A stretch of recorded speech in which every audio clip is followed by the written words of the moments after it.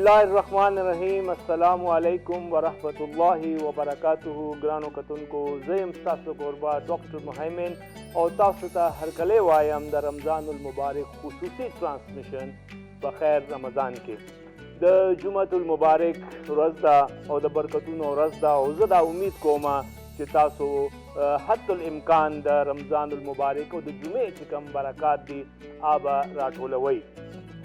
گرانو کتونکو انس بن مالک رضی اللہ تعالی عنہ فرمائی چې یو ورځ مونږ حضور پاک صلی الله علیه و آله وسلم سره ناست یو او د ماسخوتن مونځ وخت دی او د جمع انتظار کوو. حضور پاک صلی الله علیه وسلم فرمائی چې اوس به یو جنتی راځي او دې دوران کې سعد بن مالک ورننوتو. په دویمه ورځ باندې حضور پاک صلی الله علیه وسلم بیا وفرمایل چې اوس به یو جنتی راځي او مونږ چې وکته نو سعد بن مالک جومات ته ورننوتو. او په درېیمه ورځ باندې حضور پاک صلی الله علیه وسلم بیا دا وفرمایل مونږ د جمع انتظار کو چې اوس به یو جنتی راځي او دې دوران کې سعد بن مالک بیا جومات ته ورننوتو. عبدالله بن عمر هغې ته لاړو او هغې ته وایي چې زما په کور کې څه مسله ده او زه دا غواړم چې زه شپه زه تا سره وکړم. نو سعد بن مالک ورته وایي چې بالکل راځه زما کور ته راځه. نو عبدالله بن عمر تللی دی سعد بن مالک کور ته رضی الله تعالی عنهما او هلته یې 3 شپې کړي دي او 3 شپو نه پس هغې نه تپوس کړی دی ګوره ته چې د شپې پاسې ستا 2 اعمال دي سبحان الله والحمدلله ولا اله الا الله والله اکبر دا وایې او ته د تهجد مونځ کې 11 رکعات اته او بیا وتر کې ما ته صرف دا وایا ما دلته کې 3 شپې وکړې زما کور کې هېڅ مسله نه وه ما ته صرف دا وایا چې د الله پاک رسول محمد رسول الله صلی الله علیه وسلم تا ته دا ولې ویلي دي او 3 پیرې درته ویلي دي ته جنتي یې او مونږ ته یې نه دي ویلي دې کې څه خبره ده او د دې څه وجه ده. سعد بن مالک ورته وویل چې ته بالکل ټیک وایې ما کې یو هم داسې عمل نشته چېرې تا کې نشته او نورو کې نشته بس 2 خبرې دي. یو زما په زړه کې چا دپاره بغض او نفرت نشته زه چې وده کېږم دا زړه بالکل پاکوم او دویم زه حسد نه کوم. ګرانو کتونکو زما سوال دا چې څه وجه ده لمونځونه هم کوو عبادتونه کوو روژې نیسو تراویح کوو څه وجه ده دا زمونږ زړه کې هغه شان چې کوم محبت او مینه او محبت د صحابه کرامو په زړه کې و هغه زمونږ زړه کې ولې نه راځي. په خیر رمضان مقاصدو کې دا خبره شامل ده. مونږ دې حوالې سره خبره کوو مونږ سره علماء کرامي نعت خواني تلاوت دپاره قاري حضرات وي او په دې باندې انشاءالله مخکې قرآن کې به دې باندې خبره کوو. حاضر سا تاسو ته پته ده چې روژې او د روژې ماتې ټیمې او د خوراک کا خبره ونه شي نو دا خو کیدی نه شي او مونږ زبان چې we are really honored to have chef like دلدار بھائی ډېر مزیدار انسان ډېر ښکلی انسان او هغه شان پخلی هم کوي. زه به لږ دلدار بھائی طرف ته لاړ شم اول به ورته هرکلی ووایو او بیا به ترې تپوس وکړو چې نن زمونږ دې پروګرام کې څه پخلی کوي او روژه ماتي کې به مونږ څه خورو. دلدار بھائی هرکلی درته وایم السلام علیکم. وعلیکم السلام. څنګه دي تاسو؟ ښه ښه یم دلدار بھائی اول راته وایه طبیعت مو څنګه دی روژه مو څنګه تېرېږي جي د جمعې ورځ ده برکتي ورځ ده جي روژې ډېرې ښې روانې دي جي زبردستې روانې دي ماشاءالله او روژه خو ګوره جي روژه خو روژه ده که نه ماشاءالله نو دې خو دا زه وایم که نه چې دا ډوله روژهدار نه تپوس کول نه دی پکار که نه روژې څنګه روژې خو به د چا روژه ده هغه به ښکلي ماشاءالله برکتي به یو برکتي رحمت به وي ورکړي بالکل. او تاسو شروع کې جي ډېر زبردست د پروګرام آغاز وکړو او ډېرې ښایسته خبرې تاسو مننه جي مننه چې زړه به صفا ساتئ او حسد به نه کوئ. ماشاءالله چې حسد کوئ نو هغه حسد کې تاسو په خپله سوځئ. حقیقت څه پېښ شول بالکل نو د بل په کامیابۍ باندې خوشحالېږئ. سبحان الله. د بل دپاره لاره کولاوئ ماشاءالله چې ګوره د بل دپاره لاره کولاوئ الله ستاسو رزق کې نور اضافه کوي نور پکې برکت اچي. خو دې خبرې باندې موږ نه پوهېږو او موږ یو بل خپې وو او موږ ویو چې دا مخکې لاړو زه وروسته پاتې شو نو دا شی نه دی کول پکار. په دې چیز نه پوهېږو مخکې تلو دپاره او. بل چا شاته کول ضروري نه دي. ستا خپله لاره ده بس مخکې ځه که ها بالکل مونږ دا وایو چې یاره بل وروستو که نه هله به زه مخکې ځم. دا مناسب خبره نه ده. دا مناسب خبره نه ده جي. نو نن موږ سره جي مرسته کړې ده مجاهد کوکینګ آیل او مجاهد بناسپتي ګي غوړیم دي او دا تیلم دي. نو نن جي زه ډېر زبردست چیزونه پخوم جي. روژه ماتي کې به ډېر خوند کوي جي. ماشاءالله یا خو روزانه تاسو ماشاءالله ډېر ښه کوکینګ کوئ. یو خو جي دا سموسې دي دا هم تیاري کړي دي. دا مې تیارې کړې. اوس صرف دا به صرف د غوړو ته د فرایینګ آیل به ته به ورچو او دا به سرې کوو دي ماشاءالله. او دا دي جي هاټ ټرینډر ماشاءالله جی ټینډر هاټ ټینډر هاټ ټینډرز والله څه داسې شیزونه راوځي که نه چې زه تا ته رښتیا ووایم تاسو ته چې زه د دې نومونه ما نه هېرېږي خیر دی که نه. نو دا د هاټ ټینډرز دا هاټ ټینډرز چې دی دا به مونږ دا مجاهد کوکینګ آیل کې سره کوو جي او دا چې کله سره شي پاخه شي پلیټ کې به راواچو نو دا به لرې نه تاسو ته ماشاءالله یو تاسو ته به وایي چې بس زر زر ما وخورئ جي. او دلدار بھائی نن خو ماشاءالله کړی نوې کړی راغلی ده. کړی نه وي جي خرچې خو به کوئ نو چرچې به کېږي که نه. زنده نو باد خرچې هم ډېر ضروري نو دا مونږ ویل دا کړی چې دی دا ډېر ضروري دی. ماشاءالله دا وقاص به یې بیا راوړي نه ماشاءالله او که نه نظام شمسي نظام توانایي وقاص به یې چلوي که نه. ماشاءالله ماشاءالله. نو موږ به دا شروع کړو او تاسو به میلمنو سره ګپ شپ شروع کړو. دلدار بھائی روزې خو الله پاک فرض کړي دي که نه. تا راته ووایې دا پکوړې چا فرض کړي دي چې هر یو دغه روژه ماتي کې به پکوړې او دا خلک چې دا ډېر زیات خوراک کوي هغې حوالې سره به څه وایې چې دا د روژې هغه مقصد نه ختمېږي چې دې کې چې لږ ډېر بس مناسب خوراک وکړي. نه بس اصل کې ما بل پروګرام کې دا خبره کړې وه یاره روژه موږ ثواب دپاره نیسو پکوړو او د سموسو دپاره نه نیسو چې موږ چې بس روژه پولاو شي نو موږ پې حمله وکړو او بس دغه پکوړې او دغه که نو د خوراک نه هم سړی وځي او بیا روټۍ خو نه شي خوړلی که نه حقیقت دی بوج جوړ شي. معده ده معده ډېره چې معدې له لاړه شي نو معدې سره ټکراوېږي نو بیا لانجې جوړېږي که نه. او موږ دې ته جي عربۍ کې وایو ام الامراض دا د ټول د بیماریانو جړ ده معده ده. او جي بالکل. نو بس خلک یې خوري جي خوند وله ورکوي نو موږ خو څه نه شو کولی جي. نه ډېره مننه جي ډېره شکریه. تاسو خپل کار دغه کوئ جاري ساتئ. ګرانو کتونکو همیشه موږ سره پروګرام کې دروند میلمانه او نن موږ سره نصیر احمد چشتي صاحب بن دادر خان نه هغوی راغلي دي او ښکلی نعت خان او سکالرز موږ سره دي. قاري محمد شهزاد صاحب مخکې هم راغلی او نعت یې ویلي او نن راغلی دی. انشاءالله تعالی تلاوت کلام پاک به وایي او زه به خپل میلمنو ته هرکلی وایم جي هغوی ته خوش آمدید وایم او زه به اوس خواست کوم قاری محمد شہزاد صاحب ته. آپ سے قاری صاحب میں آپ کو السلام علیکم اور سب سے پہلے خوش آمدید کہتا ہوں. بہت شکریہ. امید کرتا ہوں کہ آپ خیریت سے ہوں گے اور دعا گو بھی ہوں کہ اللہ تعالیٰ آپ کو اپنے حفظ و امان میں رکھے. اسی طرح نصیر احمد چشتی صاحب السلام علیکم آپ کو بھی خوش آمدید کہتا ہوں اور امید کرتا ہوں آپ بھی خیریت سے ہوں گے. میں قاری محمد شہزاد صاحب سے گزارش کروں گا کہ وہ تلاوت کلام پاک سے ہماری سماعتوں کو معطر فرمائیں. اعوذ باللہ من الشیطان الرجیم.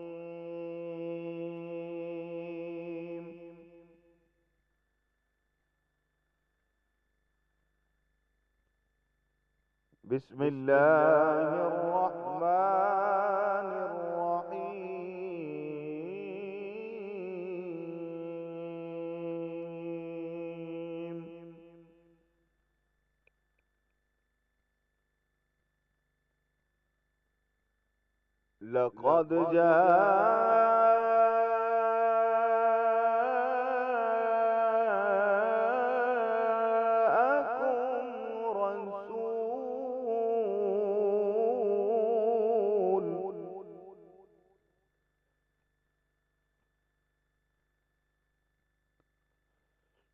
لقد جاءكم رسول من أنفسكم عزيز عليه ما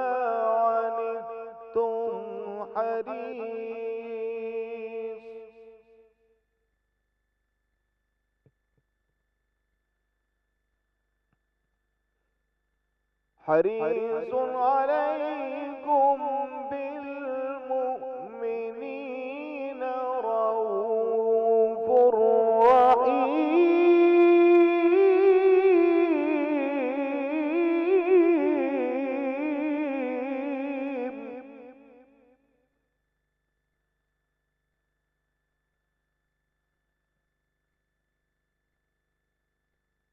فإن تولوا فقل حسبي الله لا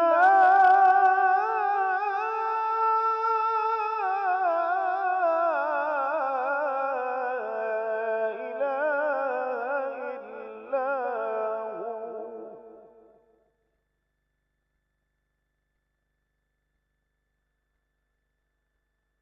لا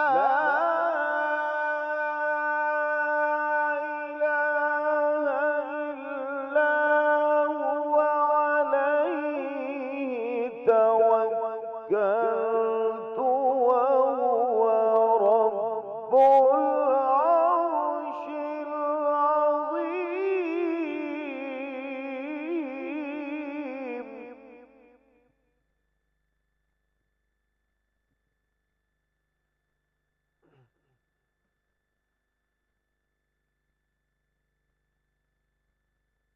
الله أكبر. بسم الله الرحمن الرحيم. إنا أنزلناه في ليلة القدر.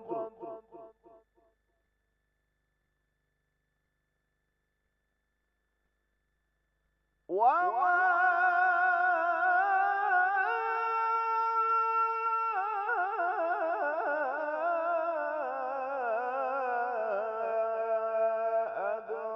أدراك ما ليلة القدر.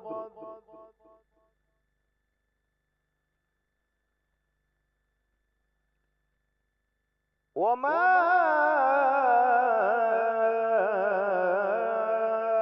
أدراك ما ليلة القدر.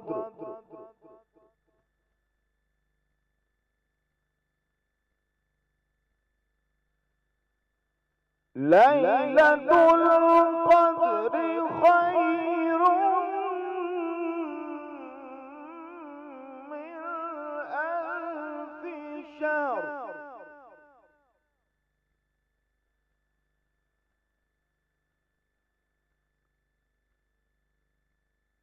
وما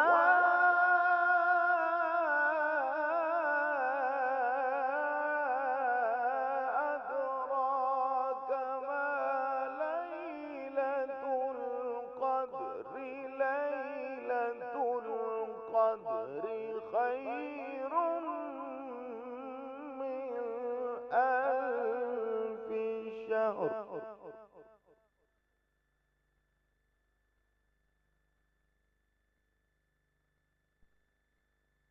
تنزل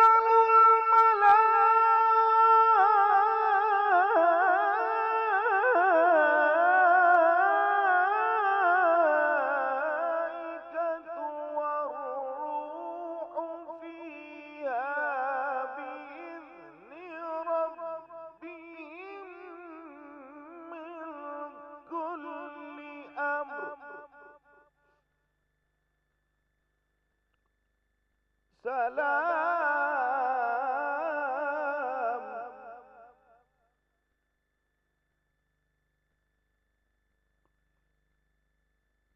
تنزل الملائكة والروح فيها بإذن ربهم من كل أمر. سلام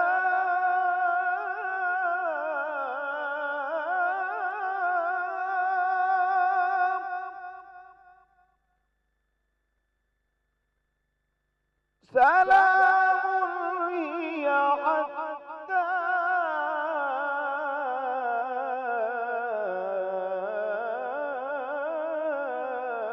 مطلع الفجر صدق الله العلي العظيم.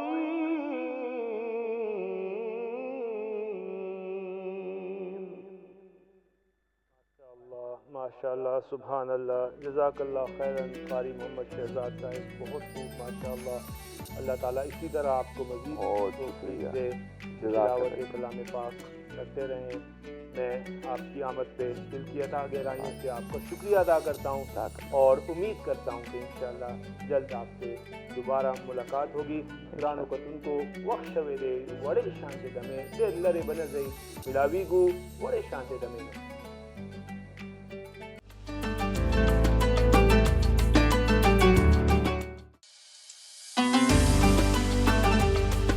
گرانو کتن کو یوزل بیاز تافستا رمضان المبارک خصوصی ٹرانسمیشن بخیر رمضان کے ہر کلے وائم بریک دوران کے نور ڈے درون ملمانہ مونگ سرا پروگرام کے شامل شوی دی.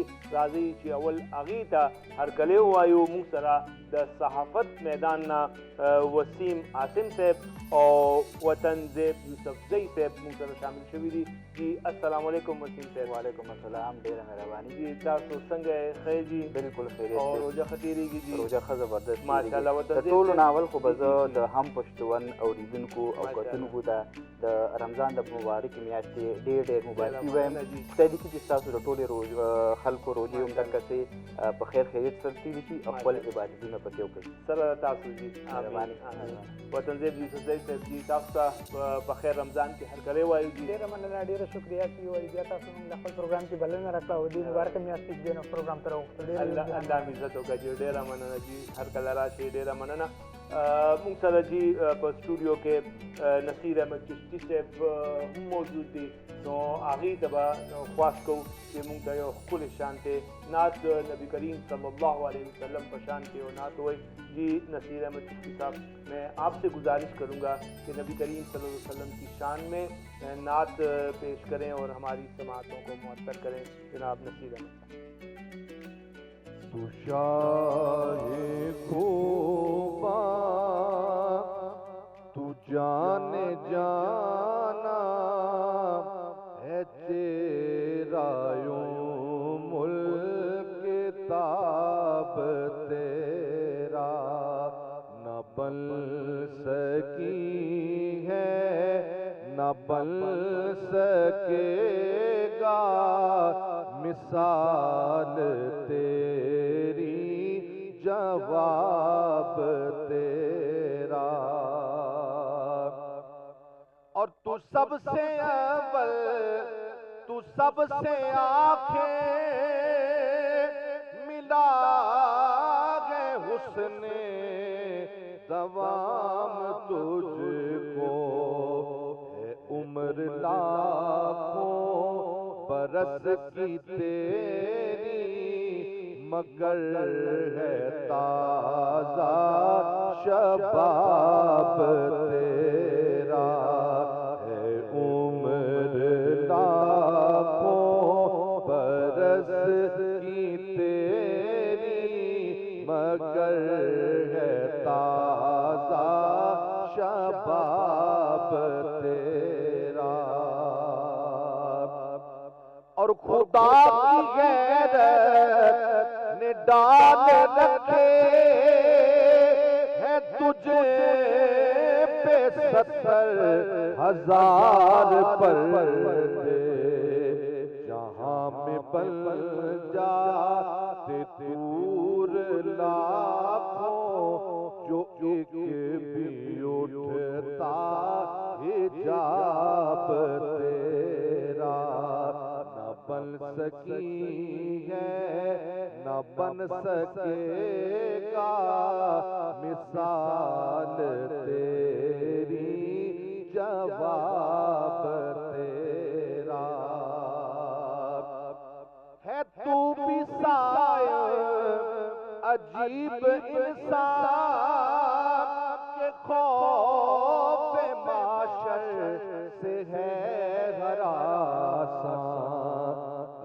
تو جن کی ہے نعت پڑھتا سنتا یارے تو جن کی ہے نعت سنتا وہی تو لیں گے حساب تیرا نہ بن سکی ہے واللہ نہ بن سکے گا مثال تیری جواب تیرا.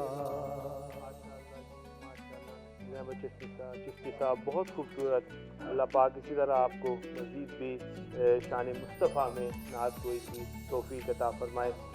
گرانو کتن کو اس صحافت میدان حوالے سرا مونږ وسیم عاصم صاحب او تنظیم یوسفزئی صاحب مونږ سره موجود دي نو هغې نه به یو څو تپوسونه وکړو چې خپل ځان هم ایجوکیټ کړو او دې حوالې سره چې څه اهم مسایل دي په هغې هم لږ خبره وکړو. وسیم عاصم صاحب اول به د تاسو نه دا تپوس به انشاءالله اول د تاسو د صحافتي کریر حوالې سره به لږ تپوس وکړم چې کله داسې تاسو دې فیلډ کې او اوس تاسو کومې ادارې سره ستاسو تعلق دي؟ جی ما د کال 2015 کې پېښور کې یو اداره ده اخبار د فینټیر پوسټ هغې نه خپل کیریر آغاز کړی. بیا د کال 2014 کې ما ته د مشرق ټي وي پېښور نه افر وشو نو د کال 2014 نه والې د کال 2016 پورې ما په مشرق ټي وي کې ایز هیډلاین پروډیوسر کار کړی دی. بیا هغې نه پس ما ته په هم پښتون کې سات صاحب خدای دې ښه ساتي ټیچر ته هم ژوند کوي هغه موقع راکړه نو د کال 2020 نه د کال 2023 پورې ما په هم پښتون کې ایز نیوز پروډیوسر خپلې ذمهوارۍ ترسره کړې دي او نن سبا الحمدلله د په هم نیوز اردو کې خپلې ذمهوارۍ ترسره کوم. ماشاءالله جی ماشاءالله ډېره ښکلې تجربه لرئ د فیلډ تجربه تاسو سره. هر یو انسان چې لږ یو میدان کې کامیاب شي نو خامخا د هغې داسې څه اساتذه کرام وي چې چا نه زده کړه کړې وي نو زه به تاسو نه دا تپوس کوم چې د صحافتي میدان کې که ستاسو ذهن کې ستاسو اساتذه کرام که داسې څه خلک راځي نو هغې حوالې سره لږ موږ ته ووایئ. زده کړې خو مې د ډېرو خلکو نه کړي دي خو زما چې کوم مین دوه استادان دي نو هغه ساجد ټکر صاحب دی او فرحان صاحب هم. نو که ساجد ټکر صاحب او فرحان صاحب اوس زموږ خپرونه اوري نو هغوی ته زه د هم پښتون په شیشه باندې سلام پیش کوم. ماشاءالله. وسیم زه به دا تپوس کوم چې داسې دوه خبرې که تاسو ویلی شئ چې د استادانو نه تاسو زده کړي دي ستاسو ذهن ته راځي داسې خبرې دي؟ بالکل بالکل. اول خو داسې کار دی چې په مشرق کې دا دواړه استادان ما سره وو نو هغه ټایم مطلب ما چې کله مشرق جوین کړو نو ما له پښتو لیکل نه راتلل نو ساجد ټکر صاحب چې دی نو هغه په ما ډېر محنت کړی دی نو ګران کار دی دا تاسو خو پښتو لیکل چې دی نو دا کریډ ګوز ساجد ټکر صاحب. ماشاءالله ماشاءالله. او وسیم عاصم صاحب انسان چې یو میدان یا خپل دی پیشوارانه زندګۍ لپاره هغه چې اختیار کوي نو د هغې په ذهن کې څه نه څه خبره وي څه نه څه مقاصد وي. بالکل.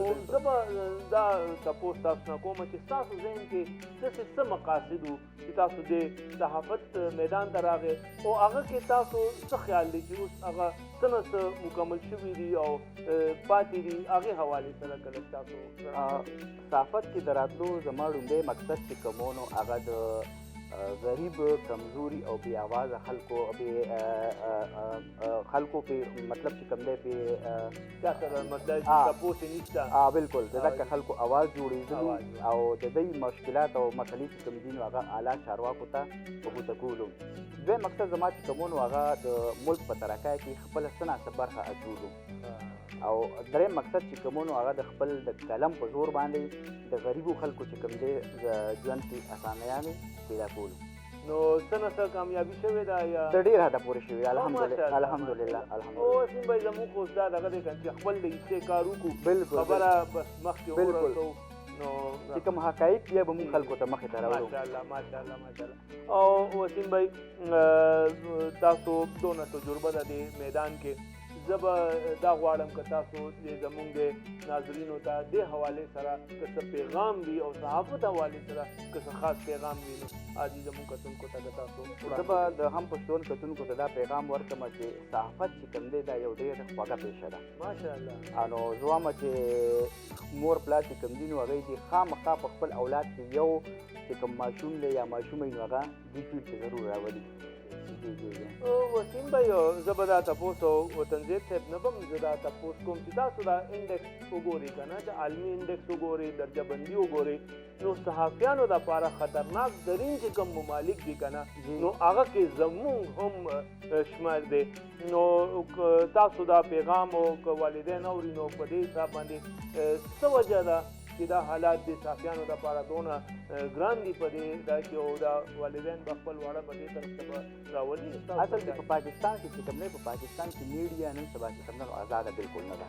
مونږ رښتیا خبره نه شو کولی خو البته مونږ به خپل کوشش کوو که نه چې څونه کولی شي هغه کوئ. بالکل جی الله پاک دې تاسو خپل حفظ و امان کې ساتي. دا ډېر ګران کار دی دا دونه آسان کار نه دی او دا وجه ده چې مونږ دا وایو چې ریاست چې کوم دی په څلور صحافیانو ته تحفظ ورکړي په څلور پلرز باندې ولاړ دی دې کې مقننه او بیا دې کې عدلیه او قانون ساز ادارې او څلورم پلر چې زموږ دا صحافت دی دا ډېر دونه مهم دغه دی صحافت زموږ د معاشرې لپاره او زموږ د صحافیان که دې ته تحفظ نه میلاوي دا موږ ټولو لپاره د فکر خبره ده. ډېره مننه. د صحافت نه علاوه به زه یو پیغام ورکړم د روژې حوالې سره. پلیز ضرور تاسو اجازه دي. نه ولې نه جي. دا رمضان میاشت چې کومه ده دا د برکتونو د رحمتونو میاشت ده نو موږ ټول له پکار دي چې موږ د الله تعالی نه د خپل ګناهونو چې کوم دی نه معافي وغواړو. ګناهونه هم ډېر دي. بالکل او خپل نفس کنټرول کړو او الله تعالی رضا کړو او په اخره کې په دې روژه کې چې کوم دی نو د ضرورتمندو خلکو مرستې د هغې خیال وساتئ. بالکل ډېره مننه جي وسیم بھائی ډېره مننه. زه به اوس لږ وطنزیب یوسفزۍ هغې له به لږ ځم او هغې نه به هم یو څو تپوسونه کوم ولې چې موضوع ډېر اهم موضوع ده او دې حوالې سره زه غواړم چې ځان هم ایجوکیټ کړم او دا زموږ کتونکو ته هم څه نه څه دې حوالې سره څه نه څه معلومات میلو شي. وطنزیب بھائی زما تپوس به دا وي چې څنګه چې وسیم بھائی دا خبره وکړه چې د یو نه ماشوم چې کوم دی کور نه دې طرف ته راشي نو زما تپوس به دا وي چې صحافتي میدان ته که یو ماشوم راځي یو هلک یو جینۍ که دې طرف ته راځي نو ستاسو په نظر کې د هغې دپاره څه داسې مسایل دي او دې مسایلو حل دوی به لږ څنګه دې سره به چلیږي. ګوره جي صحافیانو ته دا وخت په پاکستان کې یو شمېر مشکلات چې دی نه درپېښ دي. کله چې سټونټان راشي د یونیورسټۍ نه فارغه شي او میدان ته راشي عملي میدان ته راشي یو نیوز ارګنایزیشن جوین کړي نو هغوی ته بلها مشکلات دي. د هغې وجه دا ده چې انفارچونیټلي زموږ په یونیورسټیانو کې هغو ته پریکټیکل څه نه ښودلی کېږي او عملي میدان چې دی نو هغه خو ستا نه عملي کار غواړي چې یاره ما ته دا څیز ما ته دا سټوري فایل کا ما ته دا نیوز دغه کا نو هغه زمونږ انفارچونیټلي هغه څیزونه موږ ته په یونیورسټۍ کې نه ښودلی کېږي. په یونیورسټۍ خپل یو ماحول یا تیورټیکل کار کېږي هغه داسې نه دی چې هغه زموږ په کار نه راځي. موږ یونیورسټۍ ته ورسېدو بیا موږ ته فیل شي چې او یاره دا څیز زموږ په کار باندې راځي خو لکه عملي کار چې دی نه هغه نه کېږي. بیا د دې نه یو دغه به زه لږ راشم چې صحافت چې دی نه هغه خطرناک شوی ډېر زیات انتهایي. دې ته که په بای چانس باندې خلک راځي دا ډېره ښه خبره ده خو بای چانس که دې ته راځي نو هغو بیا نه شي کړی. اوس زه خپله خبره وکړم زه صحافت ته بای چانس راغلی یم نو که زه هر قسمه هر ډول چې دی په دې فیلډ کې هغه فیض کوم خو د هغې زه ذمهوار یم. د هغې زما فیملي نه دی ذمهواره د هغې زما ملګري نه دي ذمهوار د هغې نور معاشره نه دي ذمهوار د هغې زه خپل ځان بلیم کوم. که ما ته زه مشکلات راځي هغه زه په خپله فیس کوم او هغه وجه ده چې مطلب ما نوی کوي ما په میدان کې چې دی نه زه روان یم خپل هغه منډه چې دی نه هغه وهم. وطنزیب بھائی زه به اول د بل تپوس نه مخکې تاسو نه دا تپوس کول غواړم چې ستاسو د فیلډ کې څونه ټایم وشو. زما تقریبا دا څلورم کال دی چې د دې فیلډ کې ما ښه ماشاءالله. نو ستاسو د تجربې په رڼا کې دا راته وایي چې زیاتره صحافیان هغې بای چویس دي یا هغې بای چانس دي. داسې ده چې په پاکستان کې اوس خو الحمدلله په دې خبره باندې موږ ډېر زیات خوشحاله یو خوشحالېږو هم چې نوي سټوډنټس چې دی نو دا انډسټرۍ سره روان دي دې طرف ته هغوی د دې څیز نه خبر دي هغوی صحافت کړی جرنالیزم یې کړی د اسلام آباد کې بلا یونیورسټیانې دي چې دلته کې ډپارټمنټس دي بالکل ډپارټمنټس دي چې هغوی ته چې دی نو جرنالیزم دغه کم دغه چې دی هغه ورته ښایي خو که موږ لږ مخکې لاړ شو د 90s خبرو وکړو نو 90s کې داسې پاکستان کې ما ته داسې جرنالستان نه ښکاري چې هغوی جرنالیزم کړی په دې جرنالیزم په رولز ریګولیشن پوهوي د دې په دغه باندې پوهوي نو هغې د وجې بیا موږ ته چې دی نه بلا مشکلات چې دی نه هغه مخې ته راځي او هم دغه خلک دی چې په میډیا کې ناست دي او هغوی چې کوم نوي سټوډنټس دي نو هغو ته هر ډز جوړوي هغوی مخکې نه پوهېږي هغو په دغه ځای باندې ناست دي او هغو ته چې دی نو هغه راځي نو بس هغو لکه مطلب د دې څیز نه یې تنبل چې یار دې په شا باندې لاړ شي وطن صاحب یو شیز ما هم صحافیانو سره انټریکشن کېږي نو اکثر داسې وي چې دا بنیادي خبرې هم مطلب دا چې هغې ته نه راځي مثال رپورټینګ ته په اردو کې څه وایي پښتو کې څه وایي نو هغې ته دې کې هم مشکلات دي نو دا هم مسایل دي د دې څه وجه ده او وطن صاحب حل به یې څه وي حل زما په خیال باندې دا دی چې الحمدلله موږ څنګه چې ما تاسو ته خبره وکړه چې سپنټان چې دی نه هغه راځي را روان دي هغوی ته په انډسټرۍ کې داسې ښودلی شوي دي خو هغوی لږ پالش کول غواړي چې یاره زه دې انډسټرۍ ته ایم شم یو نیوز ارګنایزیشن ته ایم شم زه په دې څیزونو باندې پوه شم هغه اول کې هغو سره لږ خواري کول پکار یو میاشت دوه درې هغو سره چې دی نه خواري کول پکار دی رو بیا هغو ځای ته خبره پرېوځي پوه شو باندې خو لکه مطلب دا دی چې صحافتي زده کړې چې دی نه هغه ډېرې زیاتې اهم دي وطن صاحب بھائی یو ډېر مهم تپوس دی او وسیم بھائی هم په دې باندې خبره وکړه او زه به دا تپوس کوم چې ستاسو په خیال کې د میډیا آزاد دی میډیا که موږ وګورو موږ ته په جرنالیزم کې چې دی نو 4 تیوري اف د پریس موږ وایو هغې کې چې دی نو موږ 4 تیوریانې وایو هغې کې اتھارټیرین لیبرټیرین ټوټلیټیرین او سوشل ریسپانسبیلټي نو په پاکستان کې چې دا وخته میډیا کنټرول ده د یو مخصوص خلکو په لاس کې ده په میډیا باندې هغه څیز موږ نشو ښودلی کوم چې عوام زموږ نه ایکسپیکټ کوي کوم چې عوام غواړي دغه زموږ بدقسمتي ده چې میډیا چې دی نه هغه کنټرول ده په مختلف وختونو کې مختلف ګورنمنټس راغلي دي هغوی خپلې فارمولې اپلای کړي دي که هغه تحریک انصاف حکومت دی که هغه د پي ایم ایل این حکومت دی که هغه پیپلز پارټۍ حکومت دی څومره چې هم راغلي دي هغوی خپل کوشش کړی چې د صحافیانو اواز چې دی نه هغه دباو کړي نو مطلب هر ډول چې دی مسایل چې دی نه هغه وار په وار باندې راځي خو صحافیان چې دی نه هغه خپل اواز چې دی نه هغه د دې حالاتو سره مقابله کړې ده او انشاءالله را روان وخت کې چې دی بیا به نور به مقابله کوي د حکومت چې کوم د چا حکومتو ترجیحات کې د صحافت شامل نه وي وطن صاحب بھائی ډېره زیاته مننه ډېره زیاته شکریہ اللہ عزت کا جی اور نصیر احمد چشتی صاحب میں آپ سے گزارش کروں گا جی کہ اگر نعت رسول مقبول اگر آپ پیش کریں گے بہت بہت شکریہ مدینے سے بلاوا آیا رہا ہے مدینے سے بلاوا آیا رہا ہے میرا دل مجھ سے پہلے جا رہا ہے میرا دل مجھ سے پہلے جا رہا ہے اور یہاں مرضی نہیں چلتی کسی یہاں مرضی نہیں چلتی کسی کی مدینے والا ہی بلوا رہا ہے مدینے والا ہی بلوا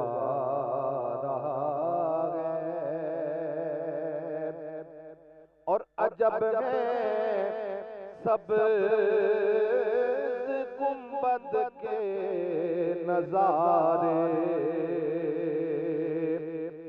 عجب ہے سبز گنبد کے نظارے نگاہوں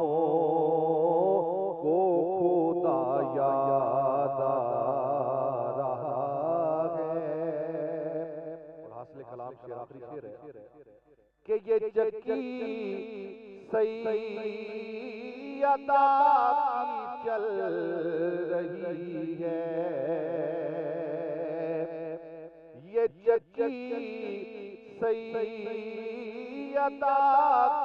کی چل رہی ہے، زمانہ جتنا لنگر کھا رہا ہے،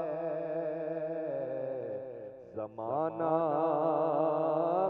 جتنا لنگر کھا رہا ہے، مدینے سے بلاوا آیا رہا ہے۔ ماشاءاللہ ماشاءاللہ، بہت بہت شکریہ، بہت بہت شکریہ نصیر احمد چشتی صاحب، آپ کی آمد کا بھی بہت بہت شکریہ، اور انشاءاللہ جلد آپ سے پھر ملاقات ہوگی۔ وسیم صاحب، وطن دیو صاحب، جو تاسو ته ډېره آمد ډېره زیاته مننه، انشاءالله تاسو سره بیا به هم ملاقات کیږي او ګپ شپ به کوو۔ ګرانو کتونکو، زه به لږ دلدار بھائی طرف ته لاړ شم او تپوس ته کوم چې مجاهد بنسبت یو کوکنګ آیل کې چې کوم کوکنګ شروع کړو جی دلدار بھائی ورځي ته ماشاءالله ماشاءالله ټینډر چې دي کنه تیار دي ماشاءالله، او موږ سره مرسته کړې ده جی دې سره نیسلې ملک پیک ماشاءالله ما کریم دی دا کریم موږ دې کې واچول خاجي خان دا به دې کریم ته پورې کوئ او خورئ به مزه به ډبل شي جی ماشاءالله، او دا سموسې هم تیار تیاری دي ماشاءالله جی ماشاءالله، بس لږ ټایم پاتې دلدار بھائی نه دا خو موږ ته پته ہے جی تاسو کار بالکل ټیټ دی، لیټ هم نه و ټیټ هم ډېره مننه جی ګرانو کتونکو، وخت شوی دی وړې شانتې دمې ډېر لرې به نه ځئ، ملاویږو بریک نه پس جی ډېره مننه۔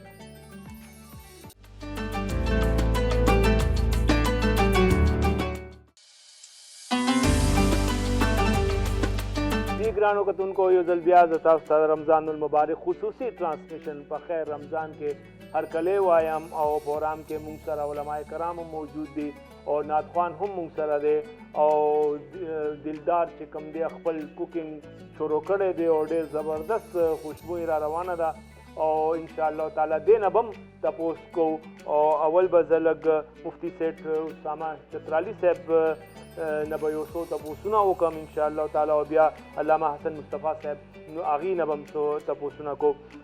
علامه صاحب، زه به دا غواړم چې اول دی جمعة المبارک بختوره ورځ ده، د ورځ حوالې سره د دې برکاتو حوالې سره او دې کې زموږ څه ترتیب او روټین پکار دی د هغې حوالې سره که تاسو مونږ ته لږ رهنمایي وکړئ. الحمد لله الذي علم بالقلم علم الإنسان ما لم يعلم والصلاة على محمد صلى الله عليه وسلم ما بعد. رسول الله صلی الله علیه وسلم د ورځو مبارک بله چې چا غسل وکړو ورخه ښه چې ځان ته صفا کړو، بیا هغې سره چې دی هغه مسواک او هر شی طهارت او اهتمام دی وکړو، بیا چې دی هغه مسجد طرف ته لاړه، په سوار نه شوی په خپې باندې لاړو، او چې دی کېناستل او بیا غور سره چې دی خطبه یې واورده، بیا چې دی هلته امام په شاته چې دی ښه غوند لمونځ وکړو، فغفر الله ذنبه كله. خو دا چې دی دا انسان ته چې احوال مطلب رسول الله صلی الله علیه وسلم ته وګوره څومره آسان دی، مونږ ته څوک ووایي چې ته داسې وکړه چې ما سره کښېنه یو نیمه ګنټه، دې نه پس به تا ته به زه 2000 روپۍ به درکړم، ته ستا تعلق یې سنې ته به زه به کښېنم که نه ته به هغې غلط خبره به اورې هر شی به اورې، چې رسول الله صلی الله علیه وسلم وایي چې بهی ته لاړ شئ کښېنه واوره هلته به صحیح مطلب زه وایم صحیح پکې الله او رسول خبره یې که نه خو څه نه څه خو فایده خو به ته ته کېږي که نه، خو د جمعې اهتمام چې دی دا زه ګورم اوس چې مساجد کې دا بالکل ختم شوی دی او دې برکات نه مونږ ډېره لرې تللي یو، خو دې کې رسول الله صلی الله علیه وسلم پوره اهتمام صحابه کړی دي، مطلب چې مونږ هغې زندګي کې وګورو ټول نه زیات اهتمام دې ورځو، او قرآن په خپله وایي یا ایها الذین آمنوا اذا نودي للصلاة من یوم الجمعة فاسعوا الى ذکر الله، ښه چې ذکر الله مطلب څه وایي، او الله تعالی هر څه کې وایي ته کاروبار څه شي کوه پر دې ټیم له ښه اوس مونږ وایو چې جمعې نه جمعې ورځ له الله نه وایي هغه وخت چې دی جمعې وخت چې دی هغې له پاره چې دی د قربانۍ راکړه او مفصله و دې قربانۍ به وایي اذا رأوا تجارة او لهوا فضوا الیها وترکوکم قل ما عند الله خير من الله ومن التجارة والله خير الرازقين. مطلب اصل خو رازق هم هغه دی.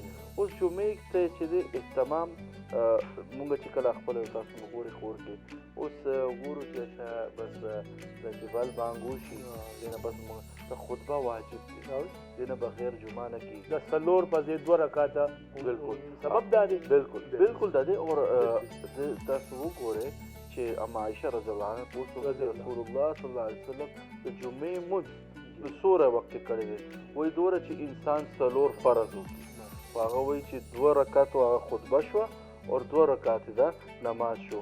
اوس دا کې زه صرف خپل خطبه او علما حضرات وایم چې تاسو خپل چې خطبه دی که نه هغه لږه 2 رکعات کړي د 2 رکعات. او رسول الله صلی الله علیه وسلم څومره د جمعې خطبې به تاسو سنت کې ملاویږي هغې کې به یو سبق دی مونږ داسې سبق لرم هغې کې رسول الله صلی الله علیه وسلم یا اخلاقیات خبره کړې دی یا چې دی یو معاشرت خبره کړې دی. تاسو خپل ټاپک چې دی که نه هغه باندې چې مطلب یو څنګه چې تاسو ماته وایي چې ملټي میډیا باندې اوس وګورئ څومره ریسورسز راغو زما چې جمعې اهتمام لپاره زه علما ته یم هغه هم رول کردار ادا کړي. اور دا چې د رمضان چې دی اوس روان دی دې کې الله طرف نه چې دی برکت هم وي شیطان هم هغه چې دی شیطان والا بهانه هم لاړو که نه چې شیطان ماله نه پرېږدي خو هغه هم لاړو خپل کور کې دی خپل کور کې دی. خو تاسو چې دی دې فایده اوچته کړي اور دې عادت چې دی جمعه عادت خطبه مه پرېږدئ. اور دا چې یو مسله ستاسو اجازه سره نه څوک چې خطبه پرېږدي هغې باندې لازم دی چې هغه 2 فرض نه پس 4 سنت لازم مفتی صاحب یو ضمناً دی کې یو سوال دی تاسو د غسل او د جامو د کپړو خبره وکړه دی کې د عطر او د خوشبوی هم د دغه دی داسې طهارت کې اصل راځي ښه جي خوشبو استعمالول دا خو رسول الله صلی الله علیه وسلم لازمي سنت و. او دا کې یو بل خبره چې زمونږ امام ابو یوسف وایي چې جمعې په ورځ باندې هر بالغ باندې د غسل واجب بالکل واجب دی. دې کې ضمناً یو سوال دی جی دا خوشبوی خبره وشوه نو زمونږ کتونکو دپاره که د لږ وضاحت وکړي دا پرفیومز چې کوم دي نو خلک دې کې وایي چې دې کې الکوهل دی دا به نه استعمالوئ نو دې حوالې سره لږه رڼا واچوئ. کې علما ډېر کار وکړو چې په اوس خو تاسو ته وایي چې اوس هغه والا قصه هم لاړه لوکل پروډکشن هم ډېر زیات هغې کې چې الکوهل مقدار یې هغه ډېر کم وي. ښه اوس خو ښه خو دا دی اوس عطر وګورئ عطر هم ډېر ویرایټي راغله که نه خو ته عطر استعمال کا هغه به ښایي ستا له صحیح شي او ولې چې هغه نیچرل سیټي چې عطر دله دستیاب نه وي خو هغې نه ښه ده چې ته بوی سره لاړ چې هغې نه ښه دی چې ته ځان باندې علما وایي هغه چې دی بیا جایز دي چې هغه ځان باندې پرفیوم ولګوي چې ولې بلې له تکلیف نه شي دا چې پرفیوم د دې لپاره دی چې بله تکلیف نه شي. او ښه داسې خوشبو مه لګوه تیز چې بل ته تکلیف وي. خو پیاز چې خوري او د منې راغلی ده نو وجه همدا ده بالکل ډېره مننه او ډېره مسواک عادت ځان له وکړي ماشاءالله جي. ته چې جمعې چې تاسو وګورئ که نه جمعې ستاسو یو زه وایم چې یو ریهرسل نه چې څنګه باقي ورځ تېرول لپاره او سوره کهف تلاوت بالکل جی هغه ډېر حدیث کې فضیلت راغلی جی بالکل ډېره مننه جی دا چې سوره هفته یې تېره شوې د هغې ګناه الله یو ماشاءالله خو وایي که نه ان الله لا یغفر ان یشرک به ویغفر ما دون ذلک لمن یشاء. خو الله نه د فایده واخیستل ضروري دی. ماشاءالله جی ډېره مننه مفتی صاحب اللہ عزت ہوگا جی. علامہ حسن مصطفیٰ نوری صاحب آپ کو بھی خوش آمدید کہتا ہوں اور ہم چاہتے ہیں کہ آپ کے علم سے بھی ہم مستفید ہوں. میں یہ جاننا چاہوں گا رمضان اور روزے کے جو روحانی فوائد ہمیں حاصل ہوتے ہیں اس حوالے سے اگر آپ ہماری تھوڑی سی رہنمائی فرما سکیں.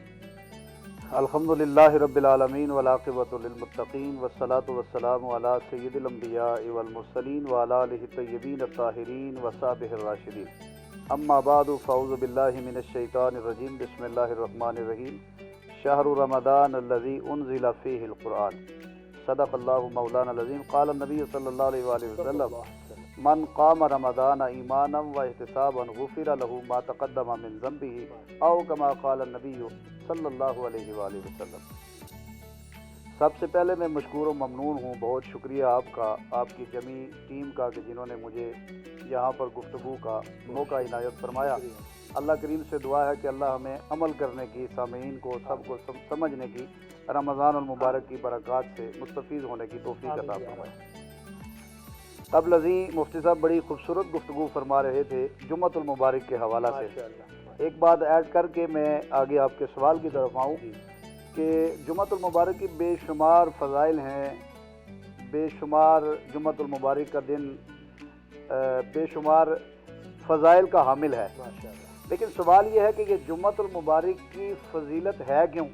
کیا بات، سوال ہے کہ یہ ہے کیوں، کس وجہ کیا ہے؟ وجہ کیا ہے؟ تمام انبیاء کرام میں سے کچھ انبیاء کرام علی نبینا علیہ الصلوۃ والسلام ایسے ہیں جیسے کہ موسیٰ علیہ السلام اور دیگر انبیاء جن کو ایک ایک دن ملا گیا، ایک ایک دن دیا گیا، اور جمعہ کا دن رسول کریم علیہ الصلوۃ والسلام کی امت کو عنایت فرمایا گیا. اور اس دن کی فضیلت علماء نے بے شمار بحث کی ہے کہ کیا وجہ ہے.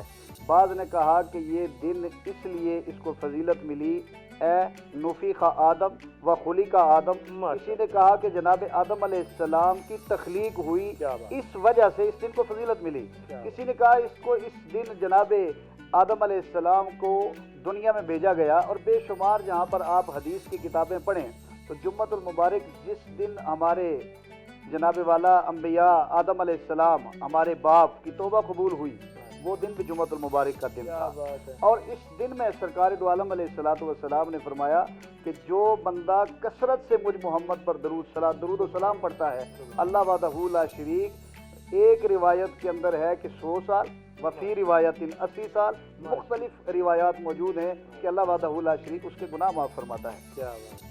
اب جس دن، تھوڑی سی میری بات ہے کہ جس دن آدم کی تخلیق ہو اس دن کو نبی پاک علیہ الصلوۃ والسلام نے فرمایا یہ مومن کے لیے عید کا دن ہے. آدم علیہ السلام کی تخلیق ہو تو عید ٹھیک ہے، تو جہاں پر مصطفیٰ جان رحمت صلی اللہ علیہ وآلہ وسلم کی ولادت باسعادت ہو وہاں پر بھی غلامان محمد عید میلاد النبی کا اہتمام کرتے ہیں. اور دوسری بات آپ نے جو کہا اللہ وحدہ لا شریک نے قرآن مقدس کے اندر فرمایا اے ایمان والو روزہ تم پر فرض کیا گیا کما کتب علیکم الصیام یا ایھا الذین آمنوا کتب علیکم الصیام کما کتب علی الذین من قبلکم لعلکم تتقون. روزہ تم سے پہلے بھی امتوں پر فرض تھا، لیکن وجہ کیا ہے؟ آگے اللہ وحدہ لا شریک نے نتیجہ بیان کیا. اے میرے رب صبح سے لے کر شام تک مصطفیٰ جان رحمت کے غلاموں کو بھوکا رکھ کے چاہتا کیا ہے؟ کوئی نتیجہ ہوتا ہے، ہر چیز کا رزلٹ ہوتا ہے. صبح سے لے کر شام تک رسول اللہ کا غلام بھوکا رہے، پیاسا رہے، وجہ کیا ہے؟ وحدہ لا شریک فرماتا ہے لعلکم تتقون، تاکہ تمہارے دلوں میں خوف خدا آ جائے. جب خوف خدا آ جائے گا پھر اللہ وحدہ لا شریک اپنے خاص جلوے، اپنی عنایات اور اپنی نوازشات عطا فرما دیتا ہے. کیا بات ہے، بہت بہت شکریہ ماشاءاللہ مفتی صاحب. ایک اور سوال میرے ذہن میں آ رہا تھا کہ جو ہم تراویح میں ختم القرآن کا اہتمام کرتے ہیں، میں یہ جاننا چاہوں گا کہ کیا یہ ضروری ہے کہ اس میں ختم قرآن ہو؟ ایک رات کا ختم بھی ہم کرتے ہیں، 3 رات کا، اس ہفتے کا بھی، اور اس میں ہماری جو تلاوت کی جو ہماری رفتار ہوتی ہے وہ قرآن کے کیا اس حکم ورتل القرآن ترتیلا کے خلاف نہیں ہے؟ اور دوسری اسی کے ضمن میں کہ کیا اس کو سمجھے بغیر اس طرح سے پڑھنا اور اسی طرح سے سننا، کیا آپ سمجھتے ہیں کہ ہم اس سے وہ ثواب تو حاصل ہو رہا ہے، تو کیا ہماری زندگیوں میں بھی وہ قرآن آ رہا ہے اور سماج میں بھی ہم اس کے اثرات دیکھتے ہیں؟ جی بہت اچھا سوال ہے آپ کا. اصل میں معاملات یہ ہیں کہ جس طرح آپ نے فرمایا ورتل القرآن ترتیلا، قرآن کو صحیح سمجھنا، سمجھ کر اس پر عمل کرنا، کیونکہ قرآن خود واضح طور پہ یہ اعلان کر رہا ہے پہلے پارے کے اندر یضل بہ کثیرا ویہدی بہ کثیرا. اس کو پڑھنے والے اکثر گمراہ ہو جاتے ہیں اور اکثر ہدایت پا جاتے ہیں. وجہ کیا ہے؟ وجہ یہ ہے کہ جب آپ قرآن مقدس کو، اللہ وحدہ لا شریک کی اس بابرکت کتاب کو، مصطفیٰ جان رحمت صلی اللہ علیہ وآلہ وسلم کے سینہ اقدس پہ اترنے والی کتاب کو مفاہیم سمجھ کر اس کو پڑھیں گے، پھر آپ کو اللہ وحدہ لا شریک نور عطا فرمائے گا. اور اگر آپ ٹوٹل رٹالائزیشن اور ٹوٹل پورا کرنے کے لیے آپ نے جناب 27 رمضان تک قرآن شریف ختم کرنا ہے، چاہے کسی کو سمجھ آئے یا نہ آئے، چاہے کسی کو، اگر قرآن پڑھنے والا، آپ دیکھیں نا کہ سرکار علیہ الصلوۃ والسلام کے دور میں، اور قرآن تو ایک ایسی خوبصورت چیز ہے کہ اگر اس کو بندہ پڑھے، اس کو صحیح سمجھے، اس کے روح کو تسکین ملتی ہے. پیچھے مقتدی کھڑا ہو، آگے امام قرآن پڑھ رہا ہو، اس کو اگر سکون نہیں آتا تو پھر وہ سمجھے کہ اس کے قرآن پڑھنے میں شاید کوئی ایسے معاملات ہیں. ترتیل ضروری ہے قرآن کی رات کے ساتھ. جی بہت بہت شکریہ جی علامہ صاحب، بہت اہم نقطے کی طرف آپ نے، ترتیل بھی ضروری ہے اور اس کو سمجھنا اور اپنی زندگی میں لانا بھی بہت ضروری ہے. جو عہد پر اجازت علامہ صاحب کی، اس کی خود تشریح حضرت علی رضی اللہ عنہ ماشاء اللہ کہ ورتل القرآن ترتیلا، جب ان سے پوچھا گیا کہ یہ کیا ہے تو انہوں نے کہا معرفت الحروف والوقوف، کیا بات کہ اس کے حروف کا اس کو ادائیگی کا پتہ اور اس کے وقف کے مقام کا. کیا بات کیا بات ہے، اور بہت جو ہے بہت انہوں نے شکریہ جی. جیسے کہا کہ جب تک وہ واضح نہیں ہوگا جی تو اس کا کے اثرات حاصل نہیں ہوگا. کیا بات ہے، اثرات بہت بہت ضروری ہیں. اور گرانو کتن کو جب لگ اس دلدار نہ بتپوسو کما کہ دا چپلی کباب خوشبوئی کو ډیر زبردست روان دی، دا د دلدار به کم دي ته ورسول. ماشاءالله زه درته کې دوه خبرې کوم چې هلته ګورم نو شی بیا تیاری دلدار به منم یاره منم. بہترین قسم چپلی کباب تیار شي ماشاءالله ماشاءالله. دا به جماعت کی هلته پته لګي هلته پته لګي حالتا به پته لګي. ډیره مهرباني دلدار بھائی، ډیره مننه. جی کوکنگ آج آئل بنا شوي دي نو ماشاءالله. نور مزیدار دي او بیا د مور لاس دي. نا ډیره مننه جی، ډیره شکریہ. علامہ حسن مصطفیٰ نوری صاحب میں آپ کا شکریہ ادا کرتا ہوں آپ کی آمد پہ، اور محمد آصف نقشبندی آپ کا بھی شکریہ ادا کرتا ہوں. انشاءاللہ جلد آپ سے دوبارہ ملاقات ہوگی، ہم آپ سے ضرور مستفید ہوں گے. گرانو کتون کو وقت شویدے وڑے شانتے دمے ډیر لرے بنے زئی ملاوی گو وڑے شانتے دمے نہ پاس.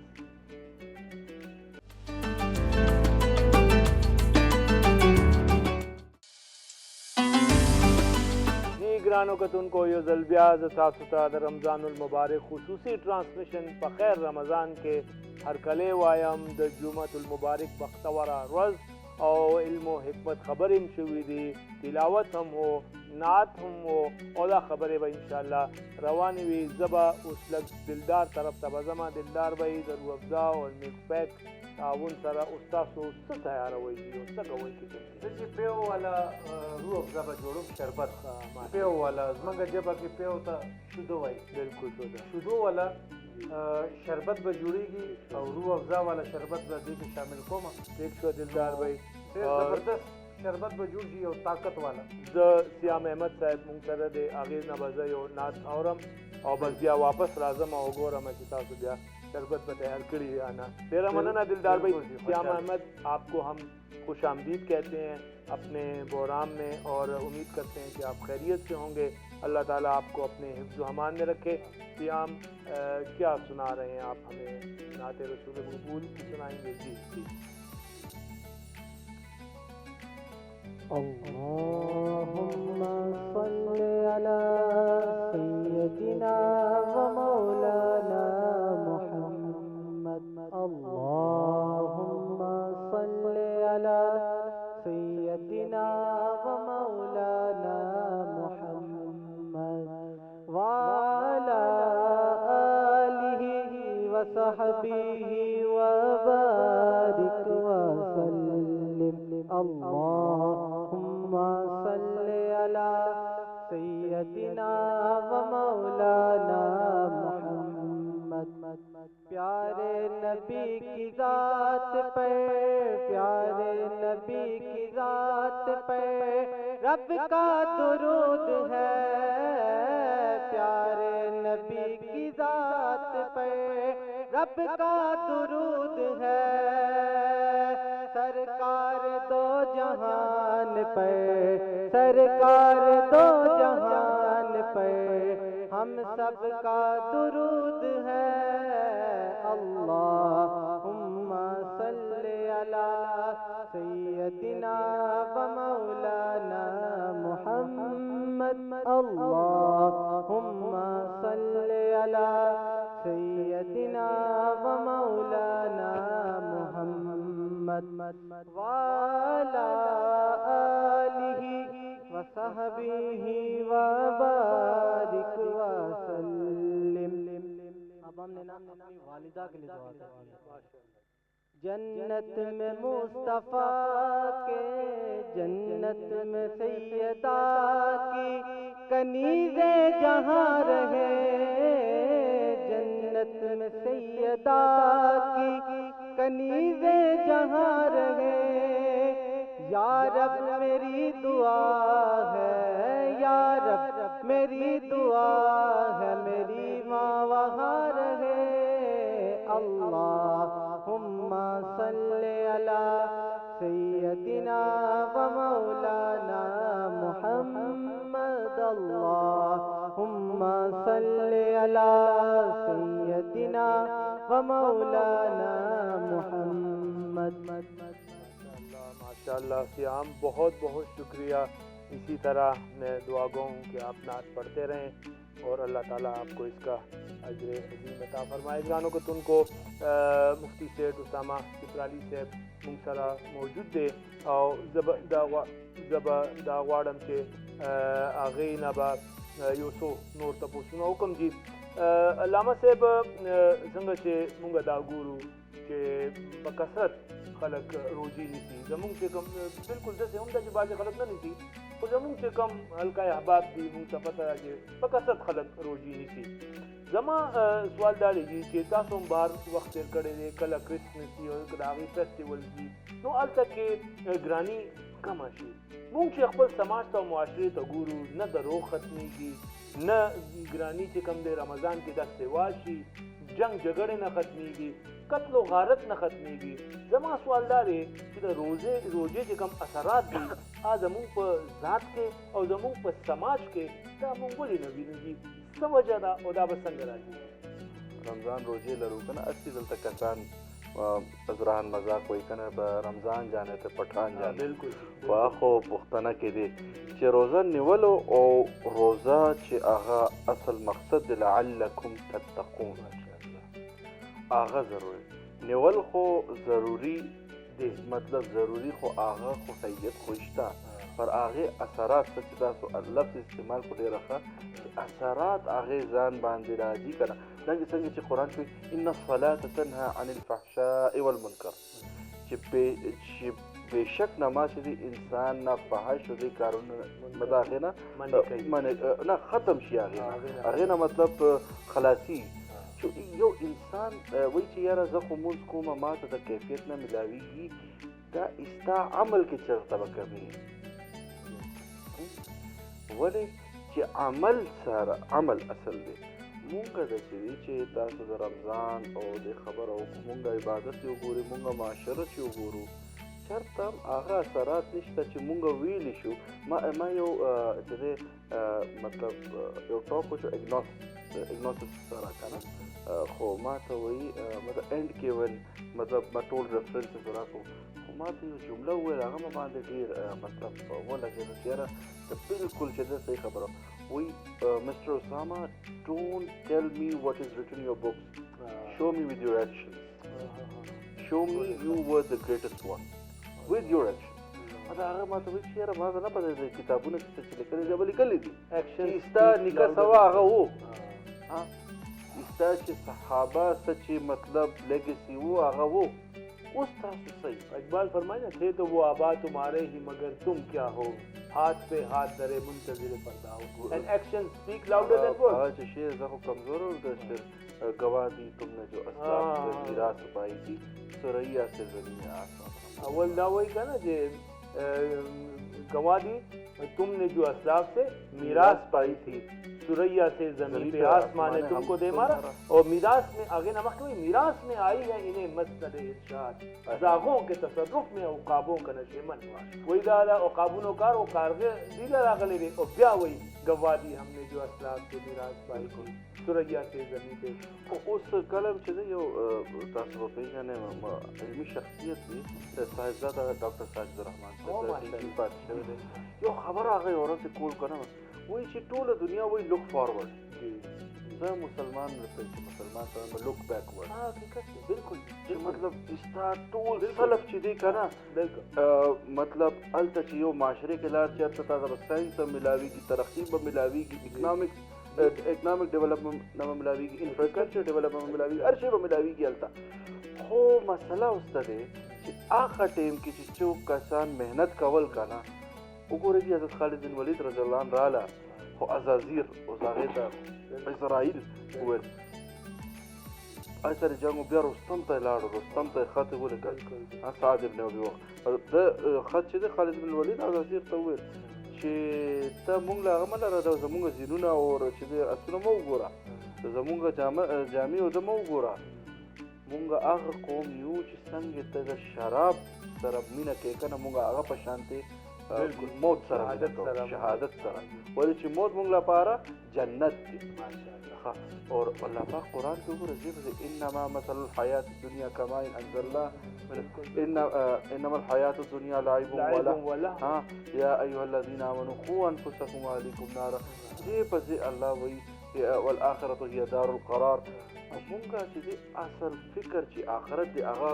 قوت دی ماشاءالله بالکل مطلب چا نه پوسو کې کنه یاره سبا وسکه یاره داسې دی چې نوې مال راځي لګیا زه یم چې شپې لږه پاسمه او هغه به انلوډ به وکړم بیا چې سهار به مارکیټ له وکړم ښه یاره ته به سهار پکې زه یم چې یاره اوس وده شمه چې سهار به پاسم بیا به سبق وایم ایگزام له به لاړ شم چې کله یو ځلې احساس تاسو به چا کې به نه وګورئ په علما یي د څوک په ټوله معاشره کې مطلب عام علما خبره کې زه به خپل ځانو خبره کوم چې مونږ خپل کور کې د یو ترتیب شروع کړی دی مونږ یې مراقبه شروع کړی دی مونږ شپې چې دی که نه وایي چې یاره نن شپې مونږ چې بس د آخرینې وخت دی مونږ سره د کور ولته مې رسه پاتې خو نه دی شوی هېڅ پته نه لګي هغې ورځ زما وکتو ما زندګي اسان شو ما د کله د تمه زندګۍ نه لاړه زما چې دی اوس مطلب حسرت نه یاره د شی عالم به سوچ کوم یاره د سبا چې الله مانه پوس وکړي چې د شی تعالی څه فایده راکړي یاره مننه جي الله خو زه صرف دا وایم چې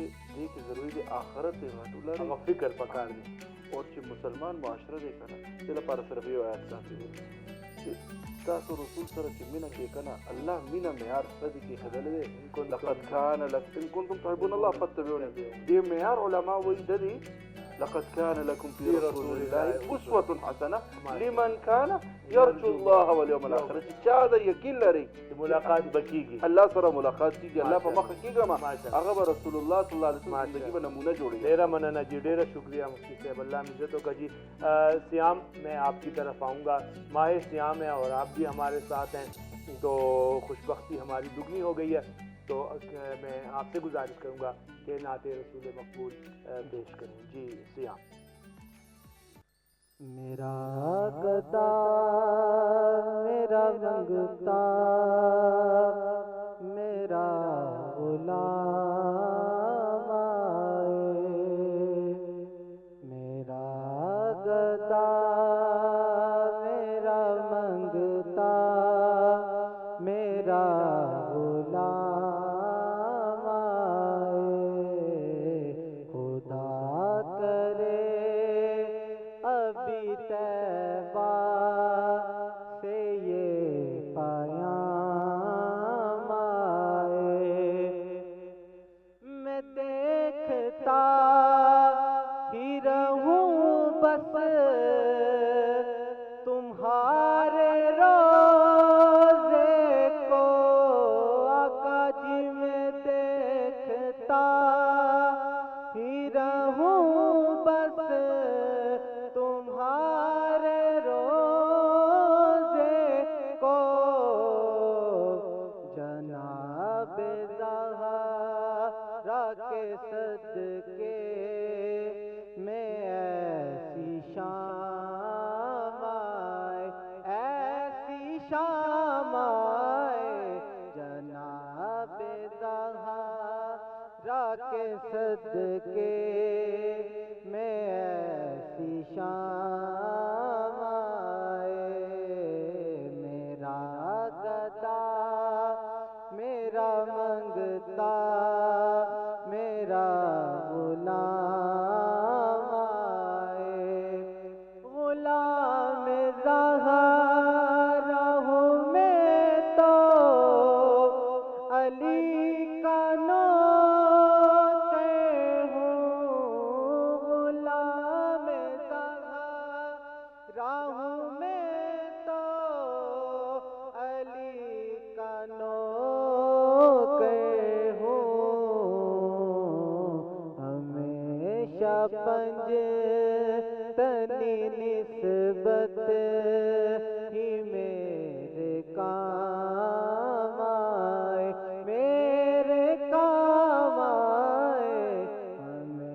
ہمیشہ پنج تنی نسبت ہی میرے کام آئے. میرا گدا میرا منگتا میرا غلام آئے. اور مجھے اعزاز یہ کافی ہے میرے آقا. مجھے اعزاز یہ حاصل ہے میرے آقا کہ تیرے غلاموں میں اس غلام کا بھی نام آئے. میرا گدا میرا منگتا میرا غلام آئے. خدا کرے کبھی طیبہ سے یہ پیام آئے. میرا گدا میرا منگتا میرا غلام آئے. ماشاء اللہ جی، ماشاء اللہ، سبحان اللہ. سیام بہت بہت شکریہ. اللہ جی آپ کو مزید توفیق عطا فرمائے کہ اسی طرح نبی کریم صلی اللہ علیہ وآلہ وسلم کی شان میں نعت پڑھتے رہیں. آمین. اب گرانو کتن کو جب الگ دلدار نہ تپوس کوما کہ روح افزا کے اور ملک پیک کے شربت تیار شوے دے یا نا جی دلدار بھائی تیار دی جی او دا تقریبا تیار شو دا گلاس ته واچو مجي او دا پیو والا روح افزا تیار شوله چې اس طرح پی دی جی اوبه موبه پکې نشته ښه نو دا چې تاسو کله کوي که نه جی نو بالکل ستاسو روح به تازه مطلب دے تاسو دے کہ روح افزا چوي چینی وغیرہ استعمالوي یا نا او چینی ہاں چینی استعمالوي څوک چینی ډېر اسکي څوک کم اسکي ہاں تاسو مرضی ده جی. او چینی هم استعمالوئ چینی ہاں نو چینی خو ډېر ذائقہ نه دی که نه ډېر دغه نه دی. او جی نو چینی خلق وی استعمالوي دي ماشاء اللہ جی ماشاء اللہ. ډیره مننه دلدار بھائی. جوړ شو ماشاء اللہ جی پیو والا ډیره روح افزا مننه شربت ډیره مننه. ډیر ثواب ګټي جی دلدار بھائی، ډیر زیات ثواب ګټي جی ماشاء اللہ جی. اور ډیره مننه جی. ګرانو کتون کو یو کس حضور پاک صلی الله علیه وسلم نه راغې او هغه وی چې زه دا غواړم د الله پاک ما سره مینه او محبت وکړي او دا خلک هم ما سره مینه او محبت وکړي. حضور پاک صلی الله علیه وسلم ورته وفرمایل چې څه الله پاک تعالی درکړي دي په هغې باندې راضي شه، الله پاک به تا سره مینه او محبت وکړي. او څه چې خلکو سره دي هغې نه لږ بېغمه شه، هغې ته مه ګوره، نو خلق به هم تا سره مینه او محبت کوي.